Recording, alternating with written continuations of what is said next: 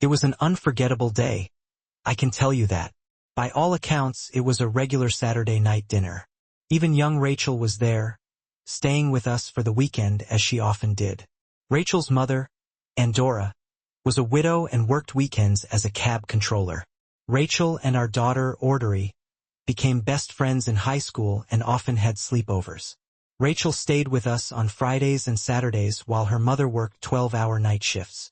My ex-wife, Marge, knew Andorra well, but I had never met her. Marge thought it might turn my head, so we never crossed paths. I traveled a lot for work then, trying to break into a crowded market. Marge usually handled the kids, and on Sundays, Rachel would be picked up by any available cab. Rachel enjoyed the treats the cab drivers brought, and Audrey liked it too. Now, back to that infamous Saturday night dinner. The four of us were eating when Marge, without warning, announced, "Pete, I want a divorce. I'm leaving you." She said it as if she hadn't just dropped a bombshell. When your wife of 10 years suddenly says she wants a divorce, your first reaction is disbelief. I said, "I want a divorce. I found someone else, and I want to spend the rest of my life with him." With 2 8-year-old girls at the table, including our daughter, I kept my composure. I was proud of my self-control. I must have said something stupid like, "If that's the case, I'm going apartment hunting tomorrow." Marge responded, "No, you'll have to keep the house. You'll need it for Audrey." I stopped pretending to eat and stared at Marge. "We're going on a trip around the world," she added, "and Audrey can't miss her schoolwork." "Not even looking up," I replied. "You've got to be kidding me?" Louder than I intended, trying to stay calm for the girls. Marge probably chose this moment because she knew I'd hold back in front of the children. "I want to see the world while I'm still young enough to enjoy it," she said, oblivious to the irony. When we first met, I was passionate about traveling. I planned to travel the world after finishing my engineering degree. Marge and I talked about seeing the Grand Canyon, the Rocky Mountains, Ayers Rock, and New Zealand, but Marge wanted to have children first. "While I'm young enough to enjoy them," she said. Irony or what? I thought I understood Marge's position. Her parents were old when she was born, so she wanted to travel the world once the kids were grown. Apparently, she changed her mind. Taking care of Audrey wasn't as fun as she thought. The pregnancy and birth were difficult, and she dropped the idea of having more kids without much discussion. I nearly broke down, but couldn't laugh out loud. Instead, I got up and started pruning the roses in the garden. After a while, I noticed Rachel and Audrey quietly helping. "Watch out for thorns, girls. You're not wearing gardening gloves," I warned. "Be careful, Dad," Audrey replied. "What's your mom doing?" I asked. "She's upstairs packing," Audrey said calmly. I was furious but didn't want to destroy the roses. I watched the girls and resisted the urge to confront Marge. How could any mother, especially my wife, do this to her child? "Sorry, Audrey," I said. "Why, Daddy? You didn't leave us." "Mom did," she replied. "Most kids at school have dads who left. I'd rather stay with a dad who loves me than a mom who—" She didn't finish, and I still wonder what she meant. Marge always seemed to be a loving mother. Was I blind to something? I realized the girls were holding hands and working together on the same rose bush. I could hear Marge talking on the phone, probably to her new man. "Ice cream," I announced.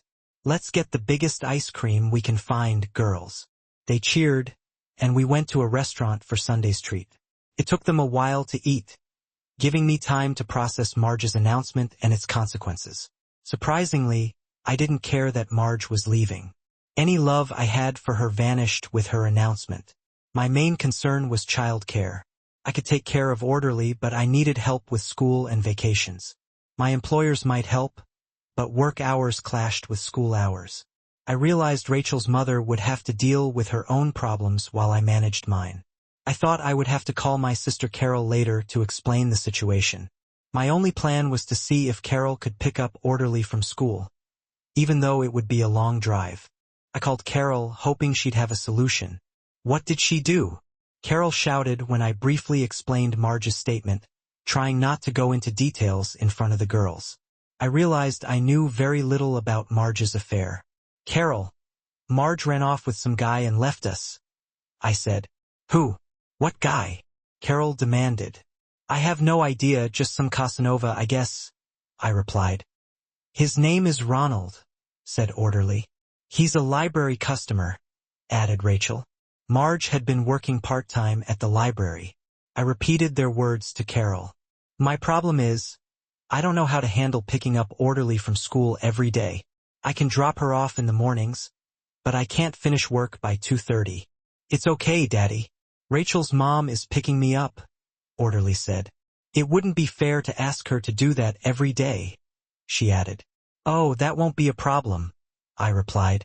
We've thought of everything, Orderly explained. Rachel will stay with us on weekends, and I'll stay with Rachel and her mom during the week. On Mondays, you can drive us to school, and Rachel's mom will pick us up. Carol, overhearing, said, I think it's a brilliant plan. Pete, did you ask her? No, I've never met Rachel's mother. I had no idea if she would agree, I said. The cab driver has been asking my mom to work on Sundays. Rachel joined in. Mom said she'd earn more working Sundays but didn't want to impose on Orderly.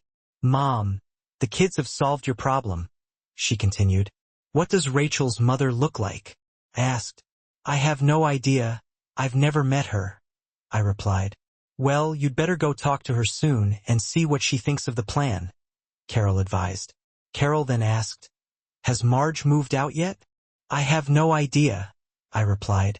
We're at a restaurant. I think she was packing when we left. Get some new door locks while you're in town, she advised. Call me if you need anything tonight. Frank and I can come over if you want, but we'd have to bring the kids. Thank you, Carol, but I don't think it will be necessary, I said. The help I need is right here with me. The girls grinned at each other, then at me. Carol wasn't surprised or upset that Marge was leaving. They were never close. After finishing the ice cream, we went back to the car. I had to inform Rachel's mother that I'd be the only adult with the girls that evening and make sure she was okay with it. There are some strange people these days, and I hadn't met Rachel's mother yet. I pulled up outside the cab office and went inside to find Rachel's mother leaving. I'm Pete Thomas, I said to the cabbie behind the counter. I'm looking for Rachel's mother. I vaguely remembered him from a Sunday pickup. Oddly, I didn't know Rachel's mother's real name. We always called her Rachel's mother, and Rachel called her Mom. The cabbie gestured to a door marked, Ladies Only, with a paper reading Dora's office. The other cab drivers in the office went silent, focusing on the TV.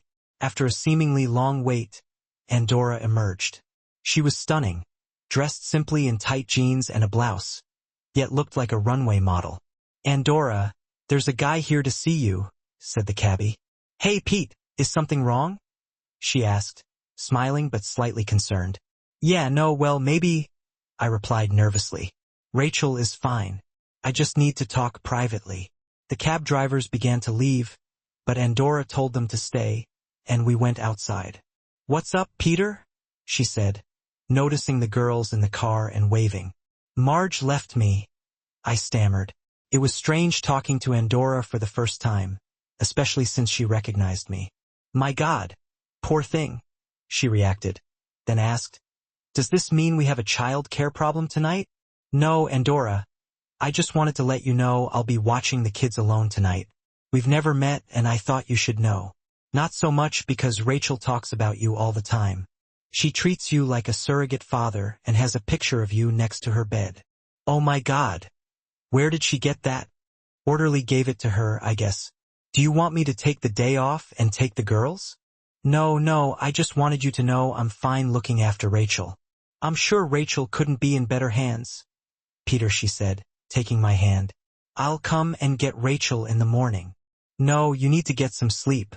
Maybe stop by tomorrow so we can discuss the future if you want. I can bring Rachel home.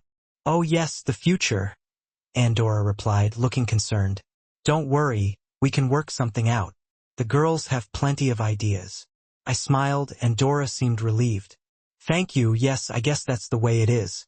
I'll see you tomorrow night. Don't worry about Rachel. She's wonderful. Dora kissed the girls good night and told them to behave. When we pulled up to the house, An unfamiliar car was parked in the driveway. Marge got out as I pulled to the curb. "Where have you been?" "I've been waiting for hours," Marge demanded, before curtly informing us she was leaving. Despite the earlier bombshell, her behavior was unrecognizable to me. "If that's who I think it is, tell him to move his car before I do it for him," I snapped, annoyed that she had her new guy there. Marge gestured, and the Jaguar roared to life, moving across the street. Ignoring her, I reversed into the spot where the Jaguar had been. Marge complained, "I almost hit her." "Oh, you're still here. I thought you left." I lied and headed to the front door. "Aren't you taking your car?" I asked, noting her Nissan was empty while the Jaguar was packed. "No point, sell it. We're flying out on Wednesday," she replied. "Where do I send the divorce papers?" I thought, but she preempted me. "Ronnie's lawyer's address is on the kitchen table," she said curtly, then spoke to Orderly and Rachel. I didn't wait to hear the conversation and went inside with the girls following. They high-fived each other, but I ignored it. We watched TV for a while, then I sent the girls to bed. They went without argument, which was a first for Orderly. I had a couple of whiskeys to help me sleep Sunday morning. I woke to the smell of frying bacon. For a moment, I forgot Marge had left and thought she was making breakfast. Then I remembered the previous day. The room seemed different. All signs of Marge were gone. Even her parents' pictures were missing. I went to the bathroom and her personal items were also gone. It seemed someone had cleaned up while I slept. "Come on, Dad. Breakfast is getting cold," Orderly called from the stairs in the kitchen. The girls insisted I sit while they served breakfast, fries, orange juice, and coffee, like a hotel. They had cornflakes, juice, and tea. I complimented their cooking and they beamed. Carol, Frank, and their kids arrived before we finished. The Callum was broken, but the girls quickly served coffee to Carol and Frank. It took some coaxing to get the girls to leave the dishwashing and go play with Carol's kids. Carol busied herself with the dishes while Frank and I had coffee, and I recounted the events of the previous day. They assured me they'd help however they could. Frank recommended a good divorce lawyer. Carol made dinner with what was in the fridge, and I spent most of the day tending to my roses, occasionally chatting with them. Rachel and Orderly helped me with the roses in the afternoon, and Rachel quoted a line from the song, "It's been a good year for the roses," which struck a chord with me given the situation. Around 4:30, a cab pulled up, and Andorra arrived. The girls let her in and we got acquainted. Carol, Andorra, and I discussed the girls' babysitting plan. Andorra confirmed she'd be working a Sunday night shift, earning more than at her current job. We agreed to the plan with minor adjustments and Carol's occasional help during school vacations. Andorra called her boss to confirm the extra shift and got an immediate yes. She looked to me for confirmation, and I nodded. We realized Rachel needed school clothes for the next day, so Carol drove Andorra and Rachel home to pick them up, with Orderly insisting on going too, as I carried Rachel's bag inside. I asked Andorra if she drove. "Yeah, but since Tony left, I can't afford a car," she replied.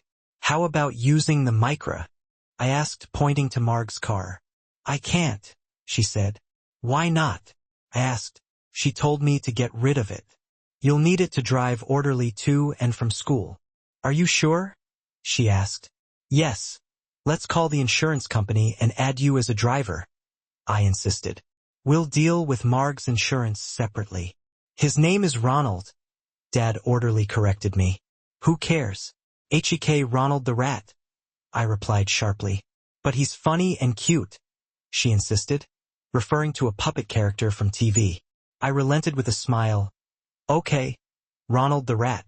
Over the next few weeks, we adapted to the new routine. Carol and Frank often visited on Saturdays, checking the pantry and sometimes cooking lunch. Although housework wasn't my strength, I managed to keep things in order, and Carol never complained. Weekdays were lonely, but I adjusted. Fridays were a highlight when I came home to Andorra and the girls. Andorra often cooked for us before her Friday night shift. The hardest times were coming home to an empty house and waking up alone, dealing with the resentment toward Marge after years of marriage. Waking up alone every morning took some getting used to. There were complications with the divorce. Mar and her new man had left the country, traveling extensively, making it hard for her attorney to reach her. I learned that his ex-wife was demanding child support and had blocked his UK accounts. I helped by informing her attorney of Marg's whereabouts whenever she called. Orderly credit goes to Orderly for prying out that information and passing it on to me. Whether Orderly knew why I needed the information, I'm unsure. The difficulties Marg's attorney faced worked in my favor at a court hearing. Marg's solicitor asked for another adjournment, claiming he was waiting to hear from her. The judge, frustrated, asked if I knew where Marge was. "I'm sorry, sir," I replied, standing up. "I haven't spoken to my wife since she left us." I didn't mention Marg's calls to Orderly every 3 weeks because the judge didn't ask about that. The judge noted Mar's unreasonable behavior for not communicating with her attorney and suggested I had grounds for desertion. He granted my divorce and gave me full custody of Orderly. "I don't see how joint custody can work if Mrs. Thomas can't communicate with her attorney," he said. "Mr. Thomas, I grant you full custody and terminate Mrs. Thomas's parental rights, with one condition." He told Mar's attorney to inform her she had 21 days to appear in court if she wished to contest. The judge then addressed me again. "It surprises me you haven't demanded child support from your wife. Frankly, Your Honor, I don't see much chance of collecting it unless Margery returns to the country," I replied.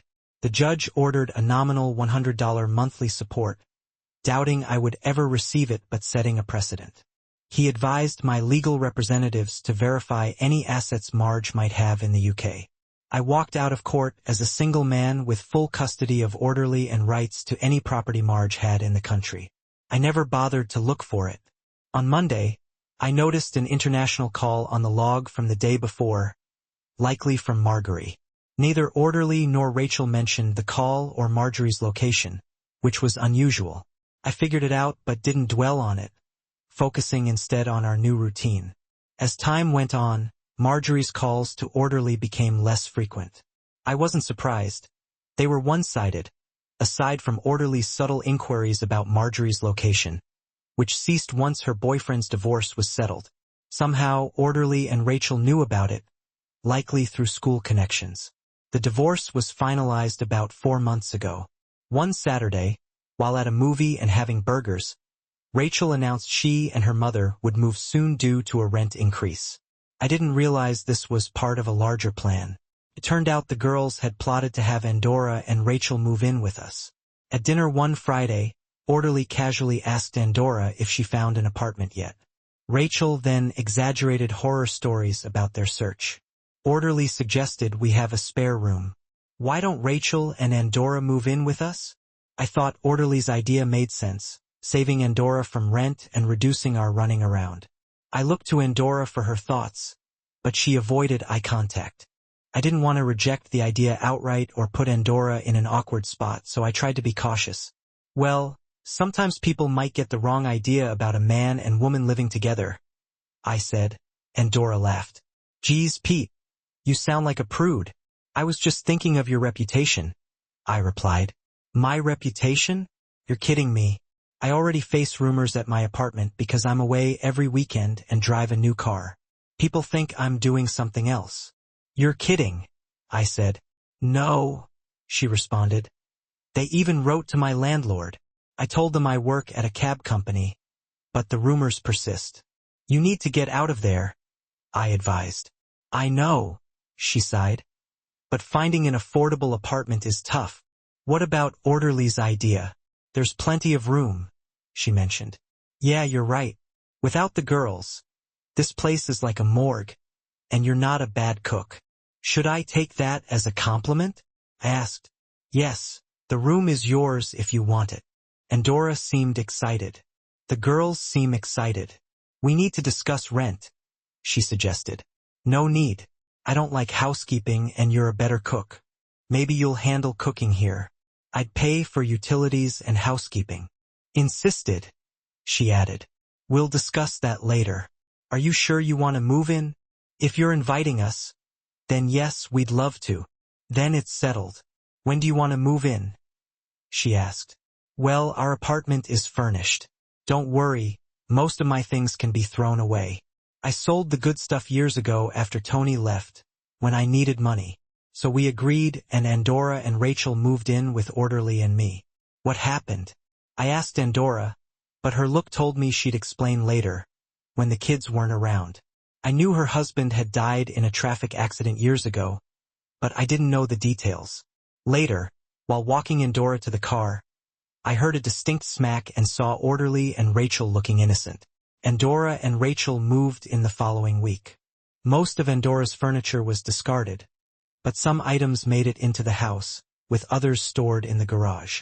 Her TV and music center ended up in the girls' room. The house felt like a home again, and my mood improved noticeably.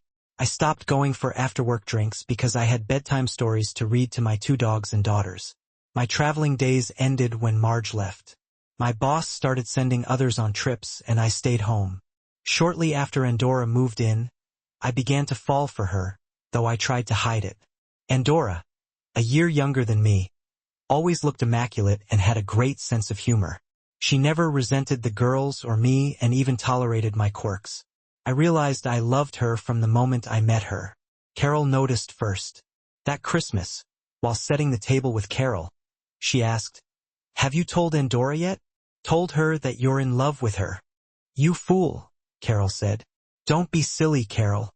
Pete, I can read you like a book.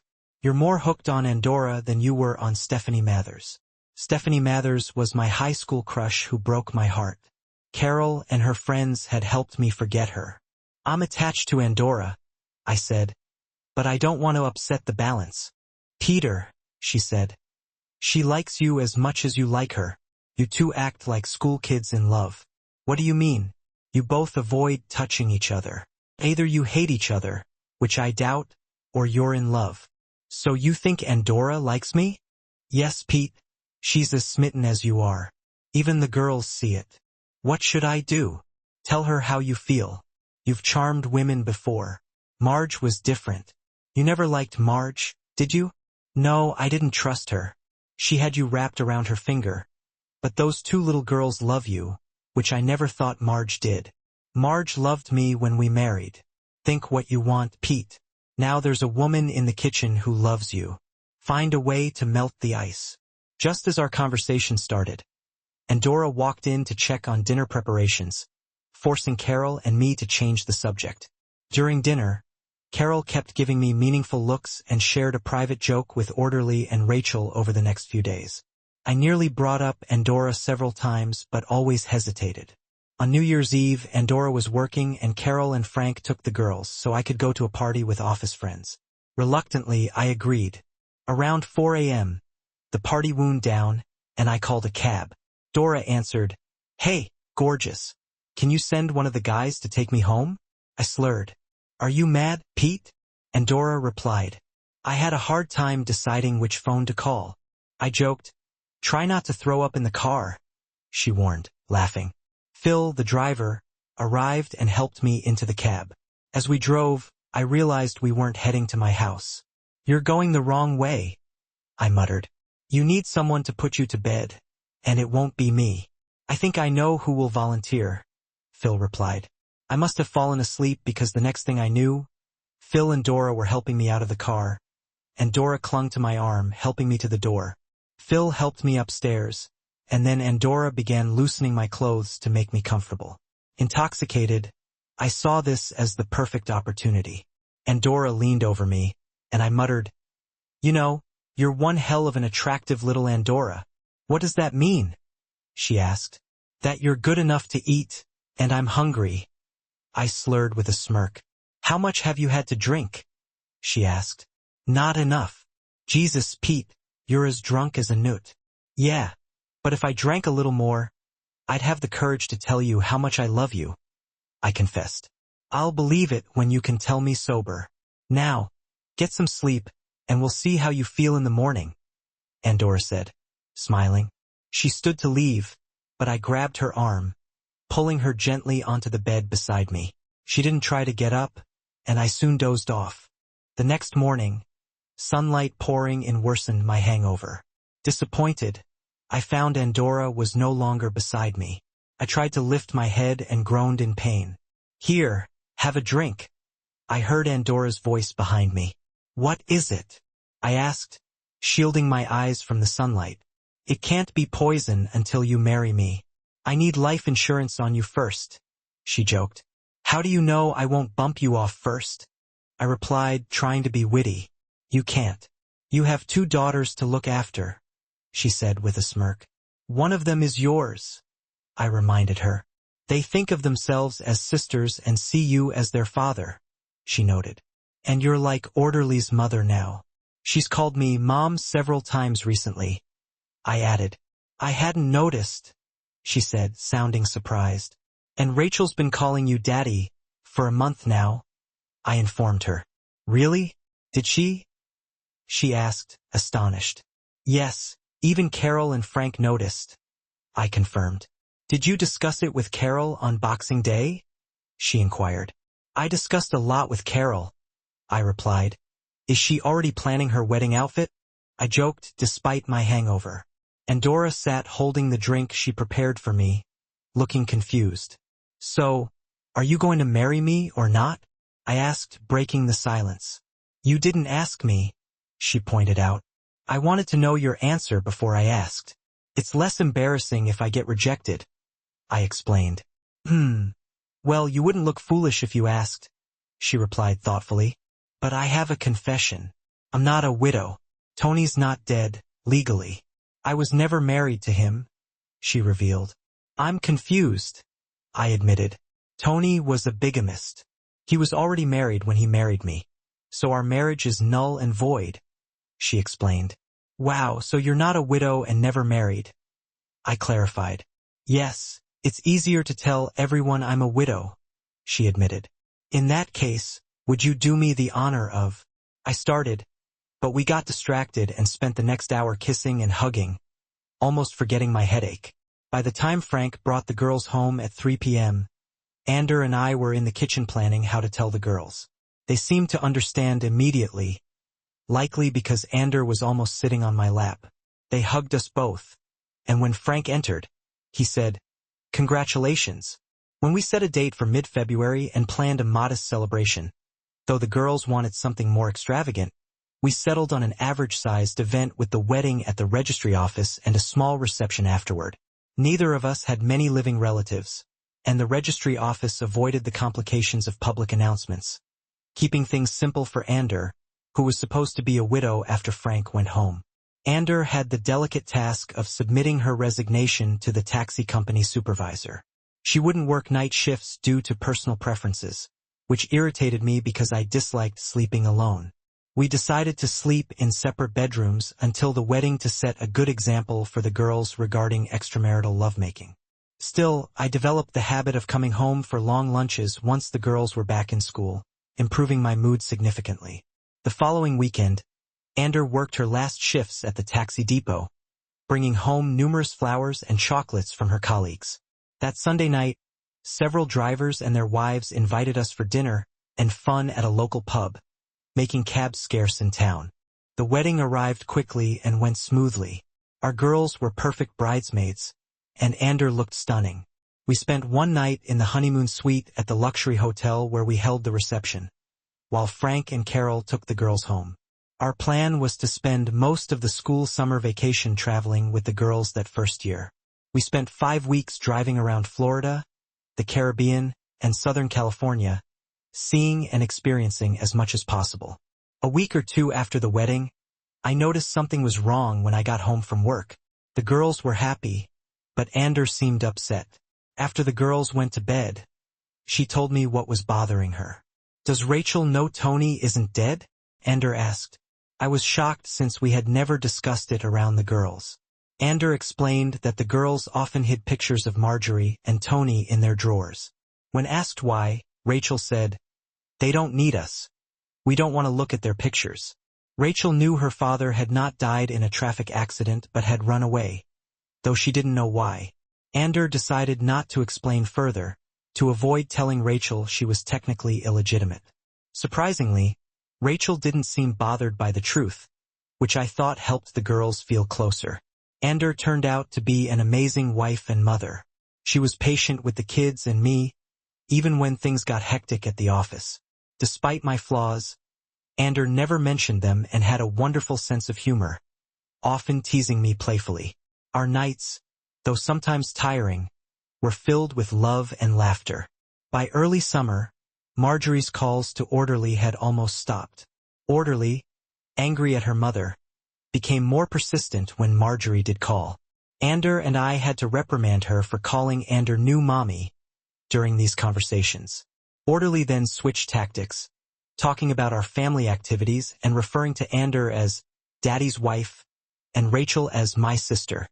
We discussed Orderly's behavior but realized we couldn't list all the words and phrases to forbid. Marjorie had to deal with the consequences of her actions before our vacation ended. Orderly and Rachel started asking if we were really their mom and dad.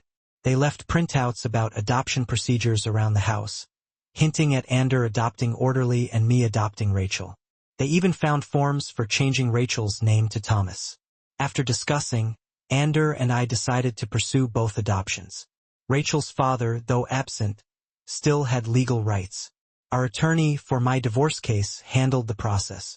It took over a year, but we eventually terminated Tony's parental rights and completed the adoptions.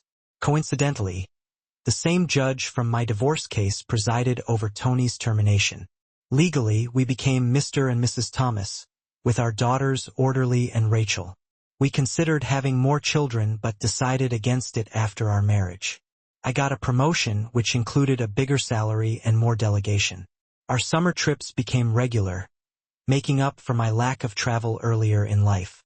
In our second year, we spent 5 weeks in Europe, the third year in India and Sri Lanka, and the fourth in Australia and New Zealand. By the fifth summer, Orderly and Rachel, both 14, documented our travels with video cameras. We planned a trip to Canada, the northern U.S., and Alaska with the girls, making detailed plans.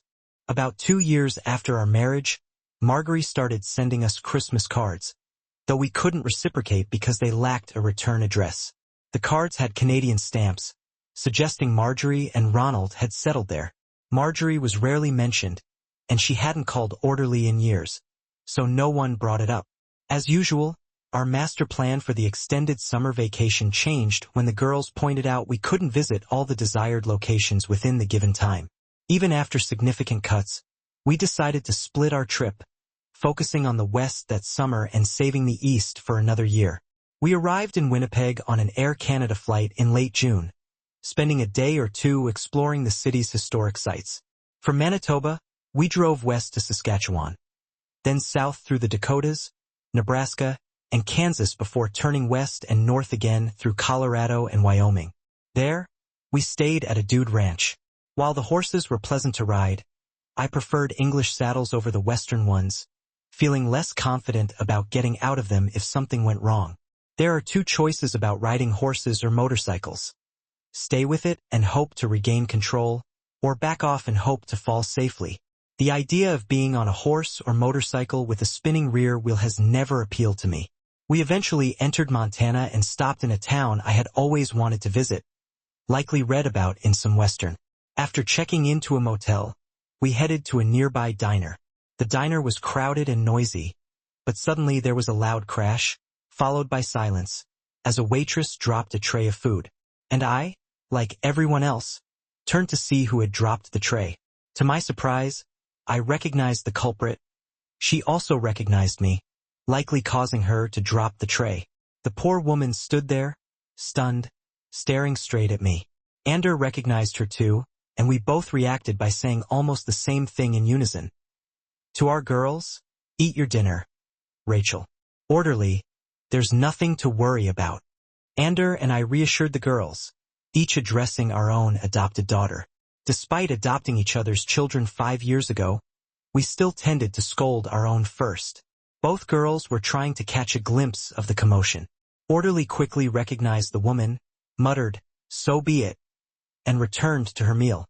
Rachel stared a bit longer, then looked at me, smiled, glanced at her mother, and resumed eating. Like Orderly, the other diners, realizing the incident was related to us, stared, but we ignored them and continued our meal. "I guess the grass wasn't as green as it looked," Ander whispered as we headed to the car with the girls. What do you mean? I asked a bit curtly. If she's working here, she's likely no longer with Ronald. One of them probably cheated, Ander explained. Once a cheater, always a cheater. But she didn't cheat on you. She dumped you. And leaving her daughter is like cheating. Either she couldn't stay faithful or he couldn't, I replied.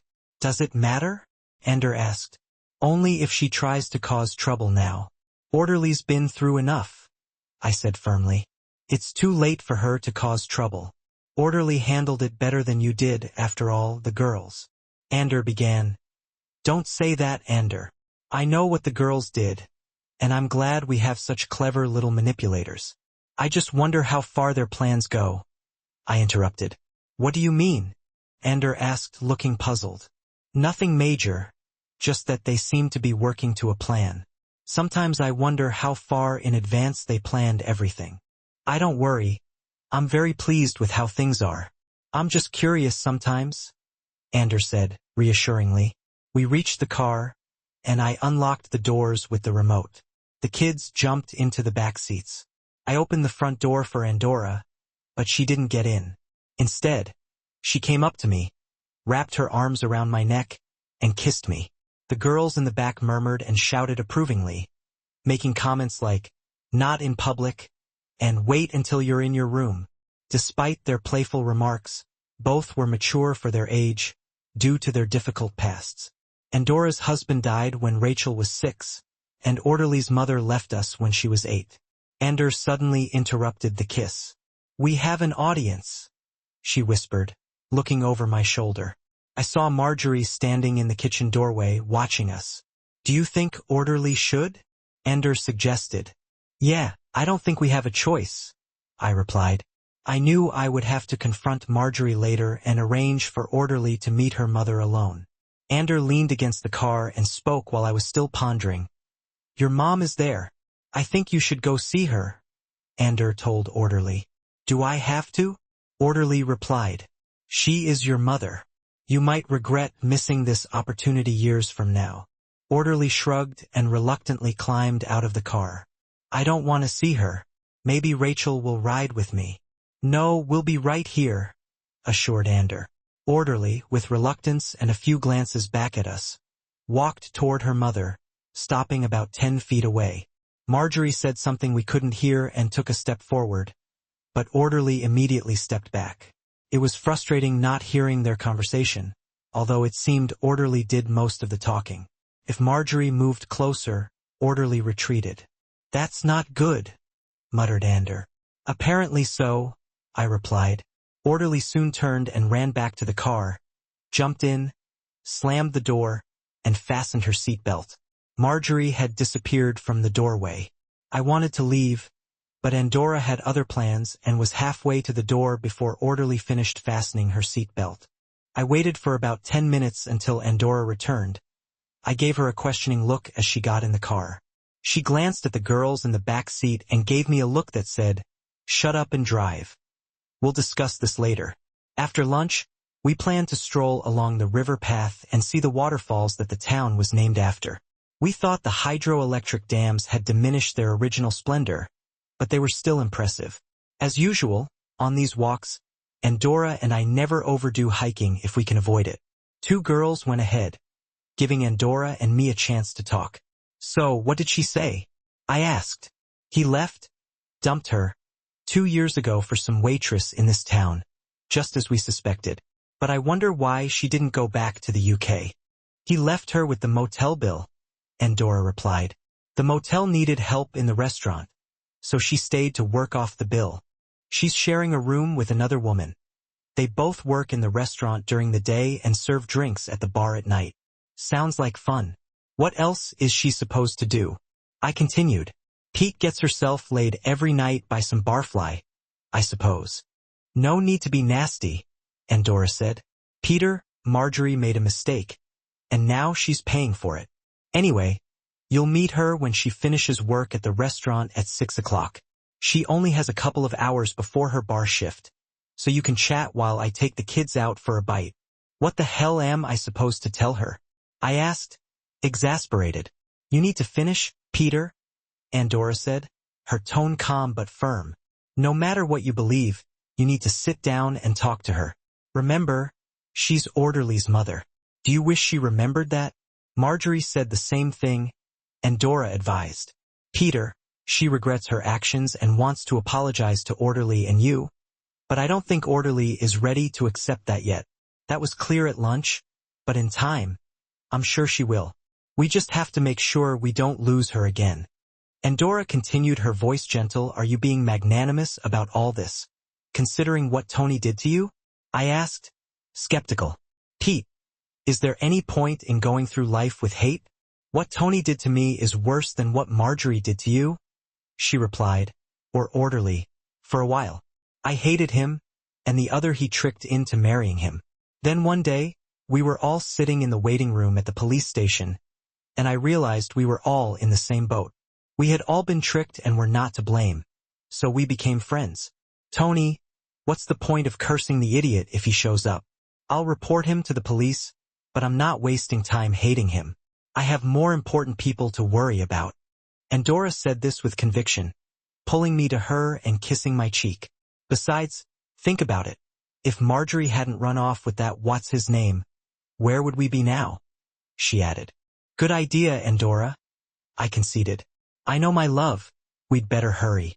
It's 4 o'clock now, she said, glancing at the time. I was waiting in the restaurant parking lot when Marjorie came off duty. She came out with another very dark-haired woman who scrutinized me before going her way. Marjorie looked nervous, not like the confident woman I last saw in the kitchen laying down the law all those years ago. She still looked quite attractive, though. Hi, Peter. Thanks for coming. Marjorie greeted me, her voice tentative. The bar must be quiet now. Why don't we go there and talk? I didn't respond but gestured for her to take the lead. I followed Marjorie to a booth at the back of the bar. It was obvious we were expected. I noticed the dark-haired woman behind the bar talking to the bartender as we entered.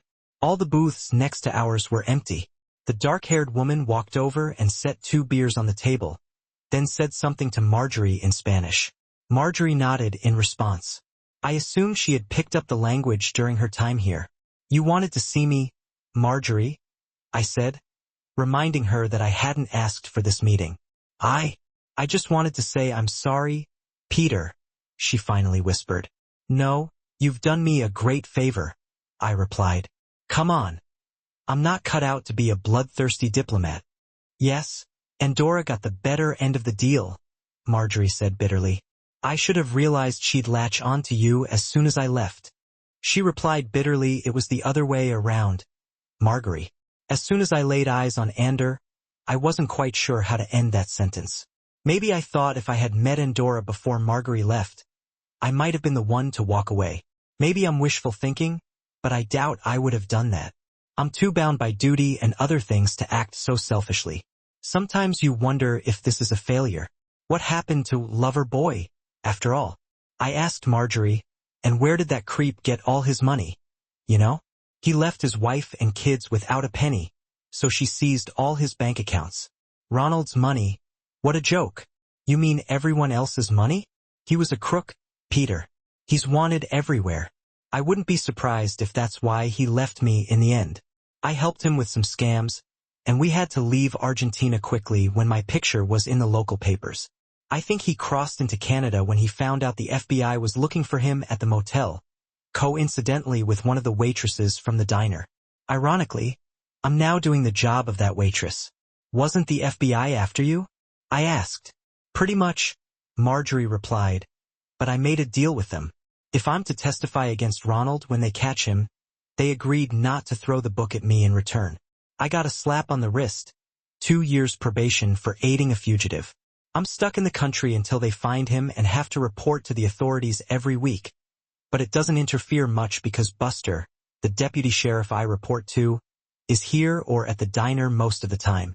Are you still in debt? I inquired. I was drowning in it, I admitted.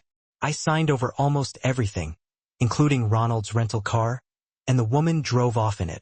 I've nearly paid it all off, but there's still a few thousand left, she admitted. No, Pete, I can't, Marjorie protested as she saw me pull out my checkbook. For once in your life, do as you're told, Marjorie, I said sternly. Okay, I'll write this £4.5000 about $10,000 that should get you out of debt and give you something to lean on if you need it. If you decide to return to the UK when they catch him, we'll help you find a place and get settled. But don't think this gives you the right to interfere with our family. You know the courts have stripped you of all parental rights, don't you?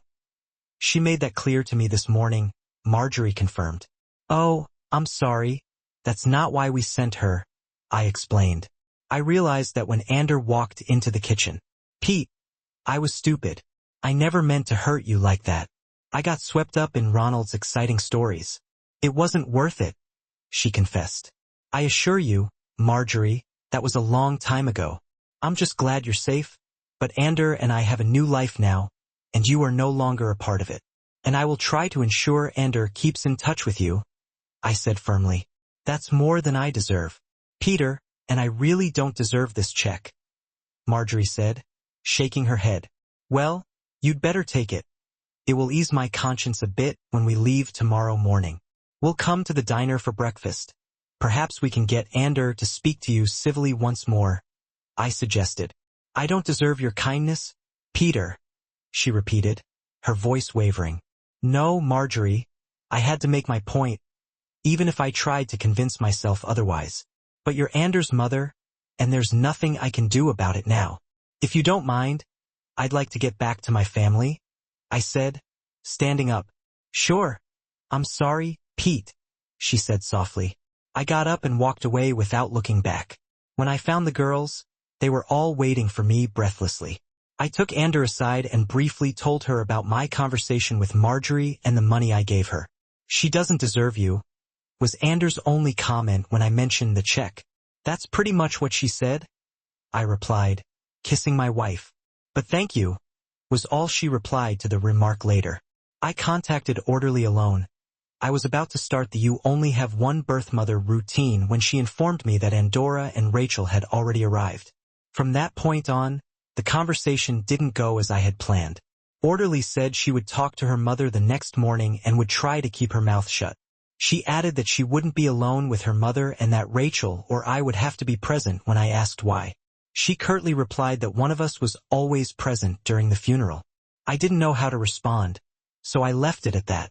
The next morning, Marjorie, Orderly, and Rachel sat at a nearby table and talked for a long time. I can only assume Marjorie's friends were covering for her because I'm sure she had work to do. The only part of the conversation Andorra and I overheard was two kids raving about how well the roses were growing in the garden at their house. All three of them smiled most of the time. As we drove away, Marjorie walked to the car and kissed both girls goodbye. She then turned to Ander and me, saying somewhat unexpectedly, "These two are very lucky. They have found themselves the best mom and dad in the world." She then turned and ran back into the restaurant. I guess she cried on the run. I kissed my wife, then we got in the car and drove north to the Calgary border. From the way the kids were looking in the rearview mirror, I don't think they were looking back or particularly concerned that we had left this town behind. After we returned home that year, Marjorie kept in touch with her. Ander made a habit of writing to her fairly regularly. We never found out if the FBI had tracked Ronald down, but less than a year later, we learned that Marjorie was going to marry her deputy sheriff or whatever his name was. We had a family gathering, and after much heartache, it was decided that we would decline the invitation to Marjorie's wedding. However, I managed to slip in there alone for a few days to attend. Don't ask me why, but for some reason, I felt I had to do it. Buster, or Buddy, as everyone called him, turned out to be a really nice guy once I got to know him better. He even picked me up at the airport and introduced me to all his friends and family. I learned from Buddy that Marjorie had been very frank with him from the beginning. She admitted to everything she had done and told him how much she regretted her past actions. It turned out that Buddy had arranged with several of his trucker buddies to send her Christmas cards, etc., to us from various cities in Canada. I believe Marjorie was trying to hide from us the true circumstances she was in. It's a little weird to give your ex-wife away at her wedding, but I guess some idiot had to do the job. Maybe that's why I went, to kind of put a stop to the whole thing. I don't believe Orderly and Rachel figured out where I'd gone for those 5 days. But they could have. Those two were always one step ahead of me in just about everything. To be honest, they and Ander are still. Over the next few years, we received news that Marjorie had given birth to 2 boys. We never saw them, though, except in pictures. Now that they are a little older, I believe the boys have fairly regular contact with Orderly and Rachel, but neither of my daughters mentions them or Marjorie to me very often. Orderly and Rachel ended up marrying 2 brothers. Sometimes, I feel really sorry for these poor girls. The girls are still incredibly close to each other and definitely play a major role in these marriages. When our 2 girls are scheming together, it takes a man to come out on top. I don't think I've ever been able to do that. They both have 2 children, and suspiciously, from my point of view, in both cases, the girls were born remarkably close to each other, both in date and physically. Andorra and I have enjoyed watching our grandchildren grow up and become very much like their mothers. I retired as managing director last year, and Ander and I are now enjoying an 8-month round-the-world trip. We've been pondering whether we'll find somewhere we'll want to settle down. But to be honest, I think our daughters and their families will pull us home to the UK again. We haven't sold the house. The girls wouldn't let us because of the roses. God knows how much time they spend there attending to it all. But we get regular reports. Just this morning, while checking the mail, I got a picture of my garden from them, titled, "It's been a good year for roses. Life goes on, that's it."